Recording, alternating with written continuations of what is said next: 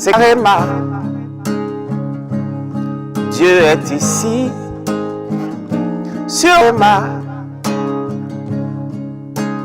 qui veut être connu.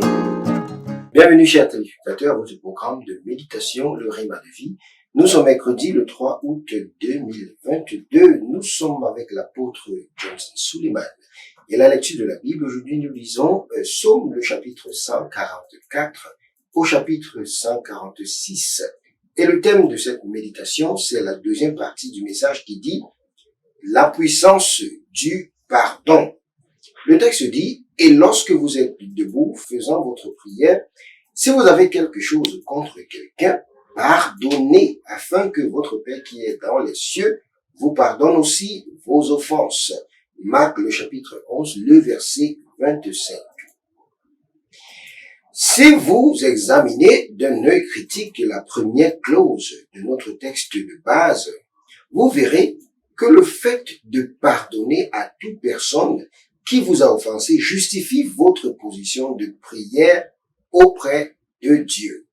Et ce qui signifie que si vous nourrissez en vous un sentiment d'impardonnance envers quelqu'un, vous vous êtes disqualifié de l'accès à toute forme de demande jusqu'à ce que vous pardonniez. Par conséquent, vous avez l'obligation de pardonner à celui qui vous a offensé avant de pouvoir procéder à ce pourquoi vous êtes venu prier.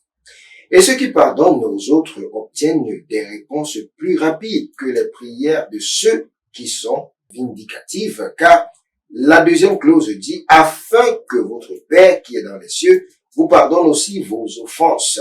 Et cela signifie que si vous ne pardonnez pas aux autres, vous n'aurez pas droit au pardon de Dieu. C'est carrément. Dieu est ici, sur ma. Et si Dieu ne vous pardonne pas, vous êtes condamné, parce que sa miséricorde ne s'atteint pas à vous. Vous devez comprendre que tant que vous êtes sur terre, les gens vont vous offenser, même s'ils ne vous demandent pas pardon. Vous devez apprendre à leur pardonner et à aller de l'avant avec un esprit dépourvu de rancune et d'amertume, car il empêche l'accès de la plus grande chose en Dieu.